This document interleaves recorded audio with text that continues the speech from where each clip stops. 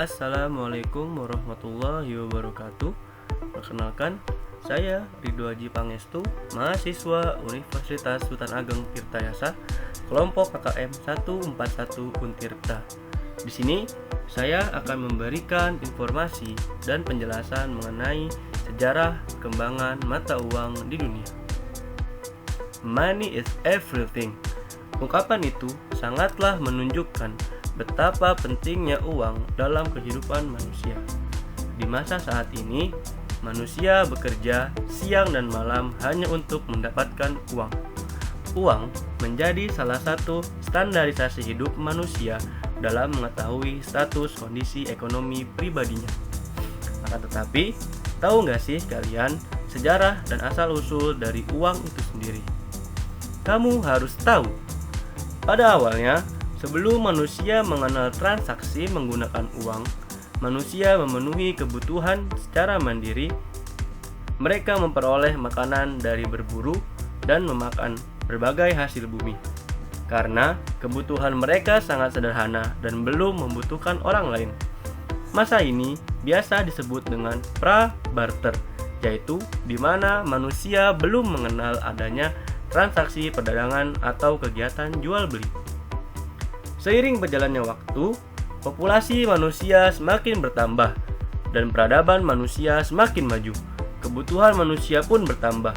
Pada saat ini, muncul ketidakmampuan manusia dalam memenuhi kebutuhan hidupnya sendiri. Di masa ini, muncullah cara dan alat untuk dapat bertukar barang untuk memenuhi kebutuhan hidupnya. Di masa ini dikenal sebagai zaman barter, yaitu pertukaran barang menandai adanya keinginan yang sama pada waktu yang bersamaan dari kedua belah pihak yang melakukannya. Akan tetapi, masalah muncul ketika kebutuhan semakin kompleks, menciptakan double coincidence of want.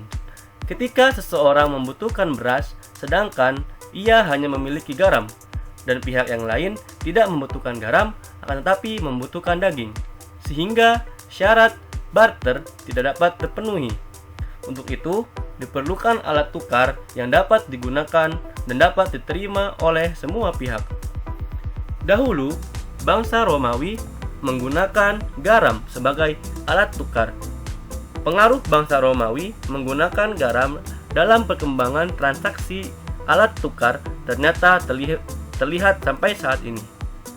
Dalam bahasa Inggris, upah disebut dengan salary, yang berasal dari bahasa Latin salarium, yang berarti garam. Seiring berjalannya waktu dan alat tukar pun sudah ada, akan tetapi masih banyak terjadi permasalahan dalam transaksi, yaitu kurangnya daya tahan alat tukar sehingga tidak dapat bertahan lebih lama. Kemudian digunakanlah logam sebagai alat tukar karena memiliki nilai yang tinggi dan dapat bertahan lama. Logam yang digunakan kebanyakan yaitu emas dan perak. Seiring berjalannya perkembangan zaman dan meningkatnya standar ekonomi, saat itu logam yang dijadikan sebagai alat tukar mengalami kesulitan, yaitu uang logam sulit digunakan dalam transaksi dalam jumlah yang besar karena berat dan tidak efisien. Kemudian diciptakanlah uang kertas, yang pada saat itu uang kertas adalah bukti-bukti kepemilikan logam emas dan perak.